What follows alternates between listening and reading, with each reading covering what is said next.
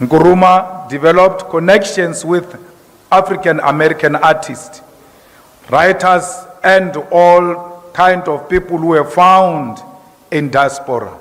That's why a lot of African Americans found resonance and found Ghana to be a place they can identify with as their home.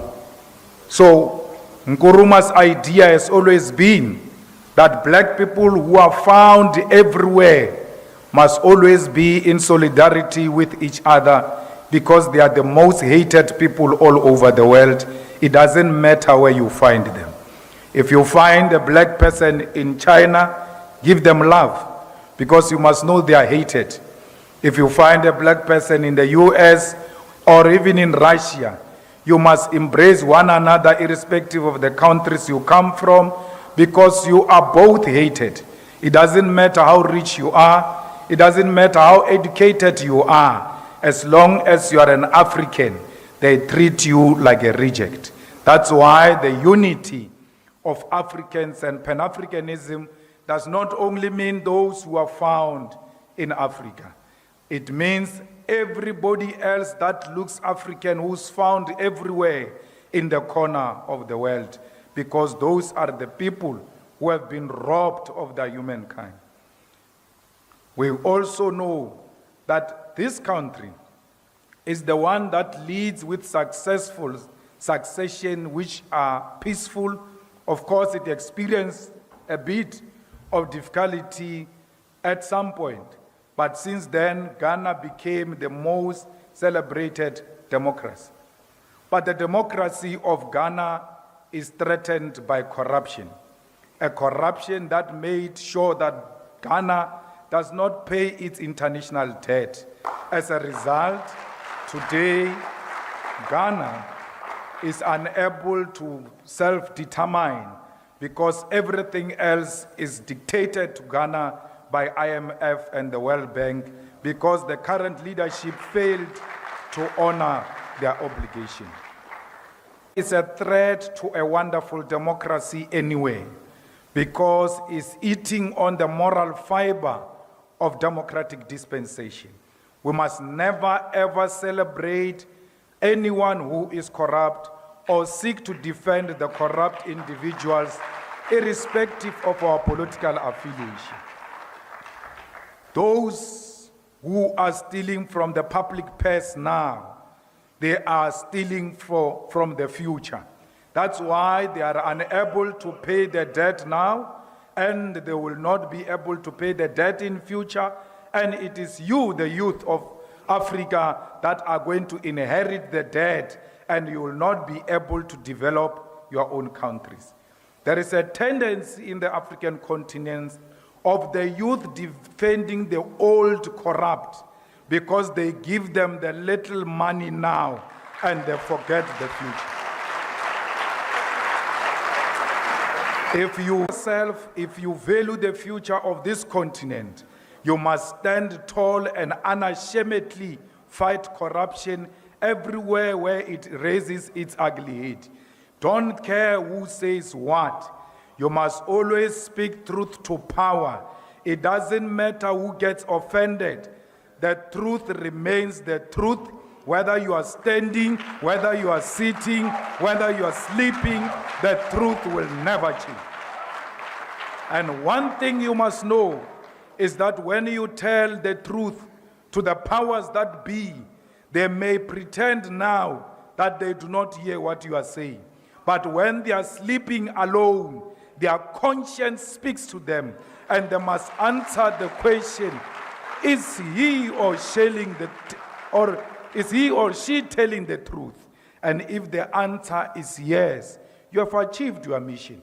They will never know they are corrupt until someone tells them on their faces that you are for yourself, you are for your family, you are for friends, you are for the politically connected, and you are not for our continent, because our continent is about the unity of African people that is based on economic ownership of the means of production. I want to say this today here. that xenophobic people are people who suffer from self-hate. Because when you love yourself, you will never hate another person. A black person who looks like you should serve as a mirror to you. When you look at that black person, you must see yourself. And therefore, you cannot say the people from Ivory Coast are not needed here in Ghana. They are taking our jobs and our opportunities, because there is no Ivory Coast, there is no Ghana. There is no Nigeria, there is no South Africa. There is no Liberia, there is no Botswana. There is Africa. Because we never determined these artificial borders. Some people went to sit somewhere and decided to divide us. And they did that with a pen and took away our brains, because there is no wall. In other places there is no fence, yet we see the wall and the fence that doesn't exist. We are unable to break these imaginary artificial borders because our boss told us that we are divided. We are being treated like mad people, where you've got a gate without a fence. All of you, when you want to exit to Ivory Coast, you go to a border, and that border is a gate. But when you check on the side of the gate, there is no fence. Our people are living together. So Africa must stop behaving like a drunken master who goes through a gate in a yard that doesn't have a fence. It will never have a fence, because we are one thing. We marry into each other's communities and families. We go to each other's activities. We share cultures. And I know for sure that the people of Ghana dance to Amapiano.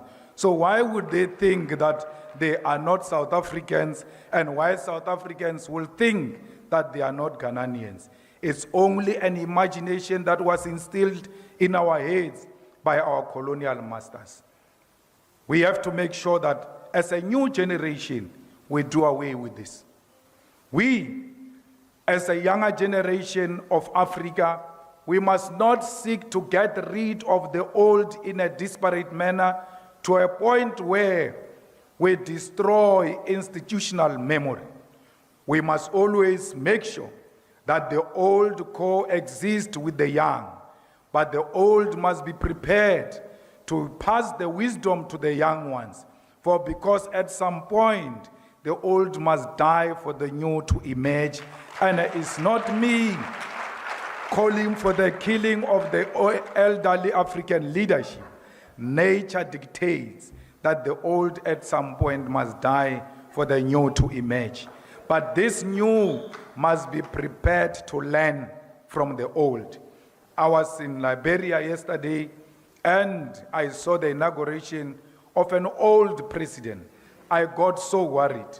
But when I saw the vice president, I left Liberia in a very comfortable way, because I saw a generational mix where the old and the young coexist in one office. And I hope the vice president will not be suffocated, because the president must know that with all his experience and advanced age, he has a duty to pass the baton to the younger generation. We call on all African leaders not to leave an office with a coffin. When the time comes for them to go, they must leave without calling the army to extend their term. No one is born a leader. No one is a traditional leader in a political office. If you want to be a traditional leader, go and fight in your tribe for those type of issues. We don't subscribe to people who want to leave a political office with a coffin. We will still give you a state funeral because you are a former president. We will still pay you pensions and give you protection and take care of you as long as you respect those who came after you. You have to ensure that democracy matures in such a manner in Africa, where the previous president does not make it his business to fight the current president. You must allow the new to lead with all their faults because you are the same. It doesn't mean you are perfect. The young ones who are coming after you will challenge the current one. No African leader who is on retirement should lead from the grave. They must all be like all other progressive former presidents who are statesmen at home, waiting for courtesy visits and consultation and attending to honor state functions. Those are the duties of former presidents, because Africa must be stable. Africa must go through democracy at all times. And elections in Africa should never mean the blood on the floor. We Africans must hate seeing our own blood. We must always protect each other because we love ourselves so much that we don't want to see our own blood. I always tell them that white people do not want to see their own blood. That's why it's not easy for a white person to kill another white person. If a well-built white man comes in here and beat you up and you are thin like me, don't try to fight fiscal because you're going to be defeated. They are scared of their blood. Look for an object and threaten to throw that object on a white man. Is going to leave this wall running.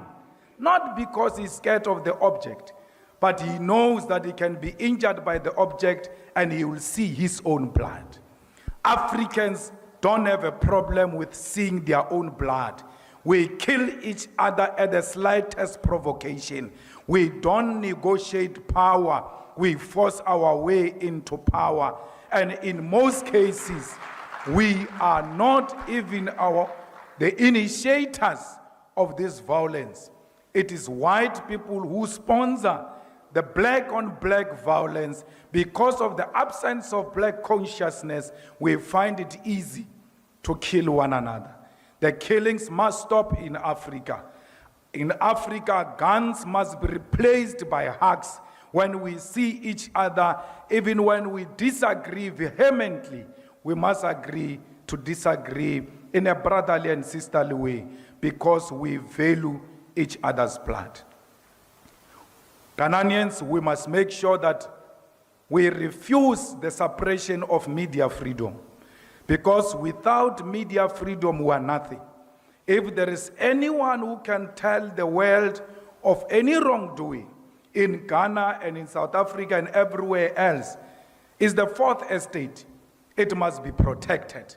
It doesn't matter how bad they write about you. You must protect their right to write. Because without that pen, you must know there is an ushering in of a dictatorship. If media is suppressed, if media can't write about corruption, if media takes bribes from governments, you must know those are the dark days of the African continent. Today, we've got our own platforms on the social media. Let us help the traditional media to expose the corrupt leadership, to expose the mining companies that milk Africa without leaving anything in Africa.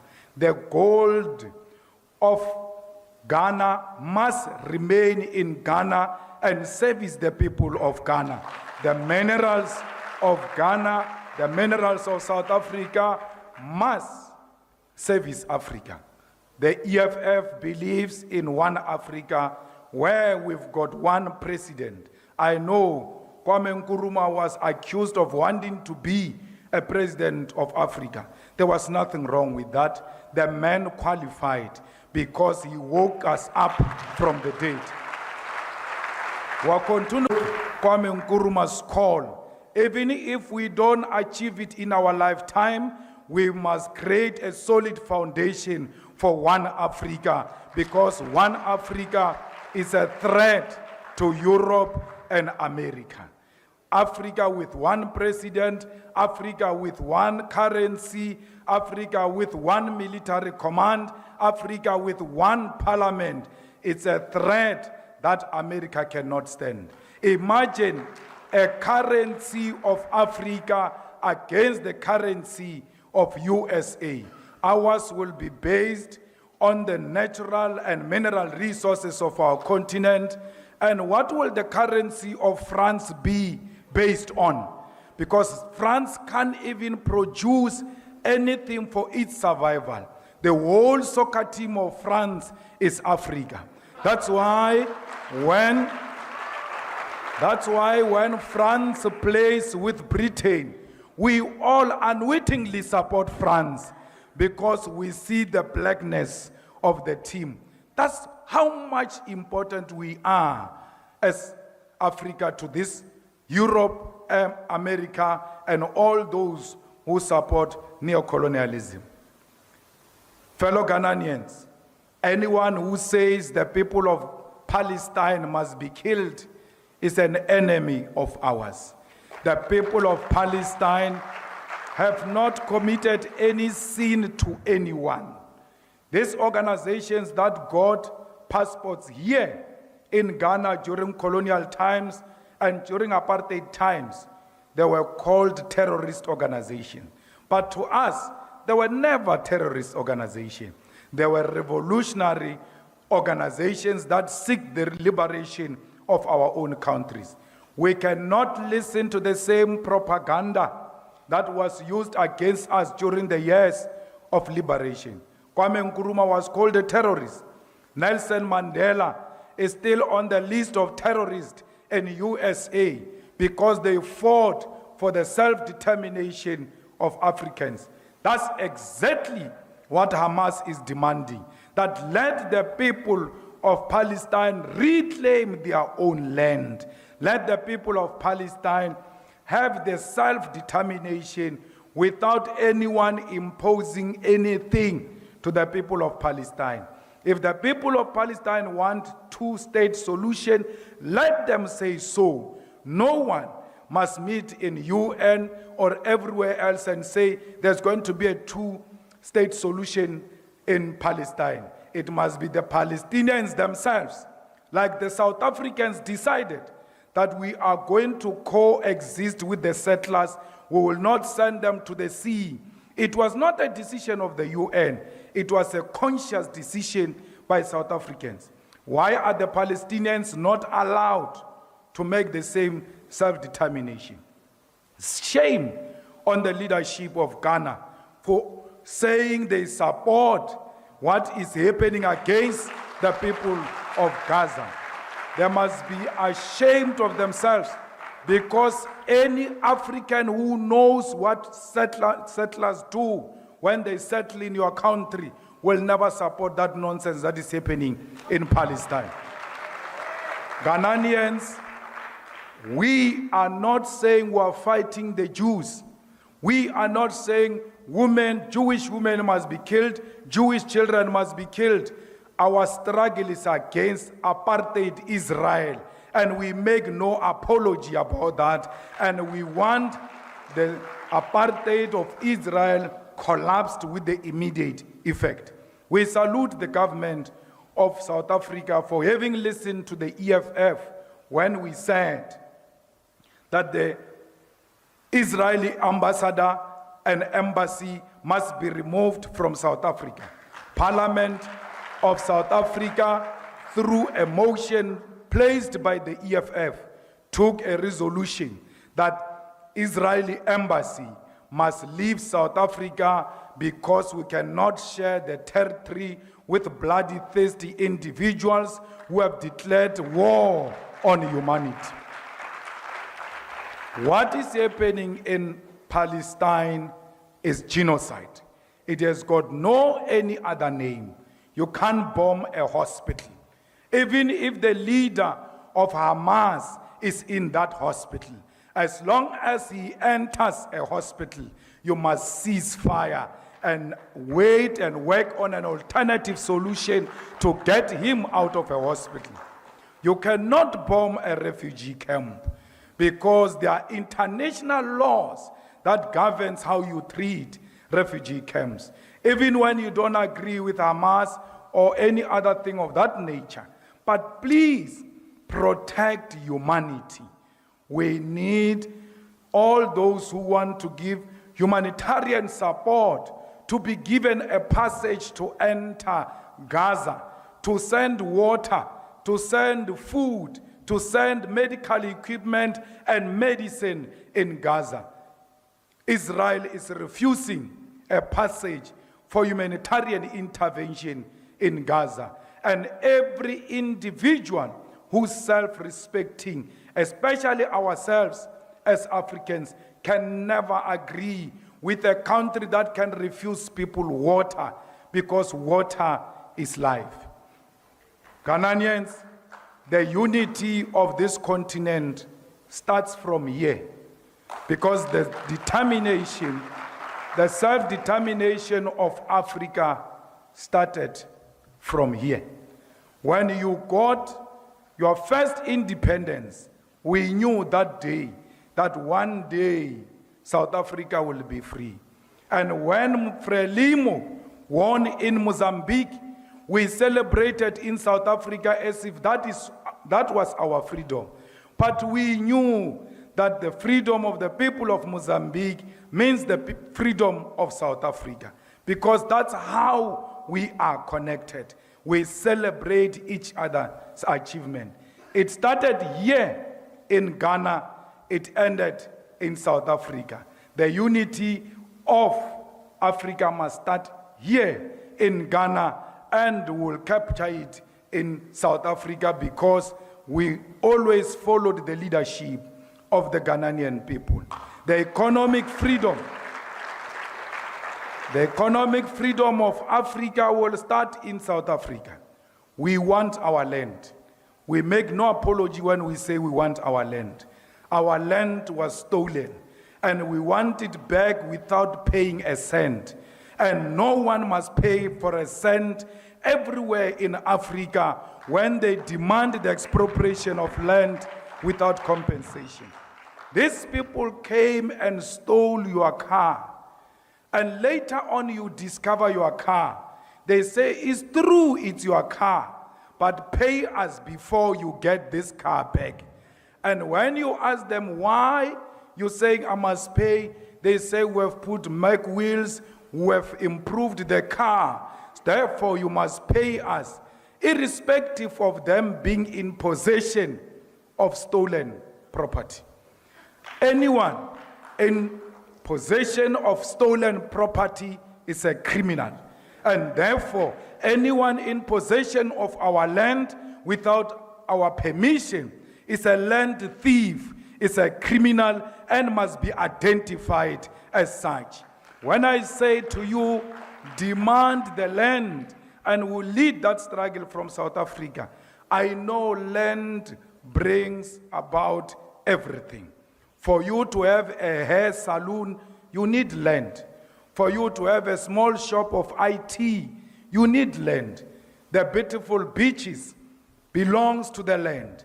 The mineral resources, the gold, iron ore, copper, and all types of mineral resources belong to the land. That's why when they came to Africa, they did not steal our women or our men. They stole the land. They knew women and men will come with the land. That's why we need to start from where they started when they offended us. We need to take the land, because once we take the land, they will start respecting us. You will never be respected if you don't own property. It doesn't matter if all of us in South Africa own property. As long as the people of Namibia, as long as the people of Ghana do not own the land, then our land ownership is meaningless, because when you go to the USA, they don't see South African. They see an African. West, they can't differentiate between South Africa and Ghana. That's why all of us must reclaim the land and the mineral resources of the land and the natural resources of the land, so that when we move all over the world, when they see a black person, they should know these are the property owners of their own continent and their own land. So when we fight for economic freedom, we should do so without being ashamed. Because political freedom that Kwame Nkrumah achieved and generations after him achieved is meaningless without economic freedom. You can vote until you are purple. As long as there is no bread on the table, that vote is meaningless. You must vote when you arrive at home. You must find bread, you must find free education, you must find quality public health, you must find reliable electricity, and not what we experienced earlier on. We must make sure that we own everything that belongs to us. So Africans, I don't care how many we are, we must believe in ourselves. At least be an individually liberated African who is not scared of colonizers, who is not scared of white people, who doesn't worship the establishment, who calls a spade a spade. That is the only way Africa will be respected. This continent is one. They might think they divided it. I can guarantee you now, like we saw when Ghana got liberated in South Africa, we said one day it will happen. It came many years after, but eventually it came. The unity of this continent is going to come. And when we call on each other to come into each other's countries, we must embrace that with ease. Me being here in Ghana, I don't feel like I'm in a different country. Because in this world, there is nothing different I'm not used to in South Africa. When I look at left or right, I see my brothers and sisters. When I walk outside and drive all over, I see the poverty of Africa that I see at home. So why would I claim I'm in a different home? Because conditions are the same. So when I'm here, I'm at home. When you are in South Africa, feel at home. South Africans are not xenophobic. South Africans are peace-loving people, and I extend my invitation to all of you to come and study in South Africa, to come and work in South Africa, to come and take your holidays in South Africa, because it is your home too. The same way you welcomed us here, we'll welcome you in South Africa. Thank you very much. That was a great speech from Julius Selo Malema.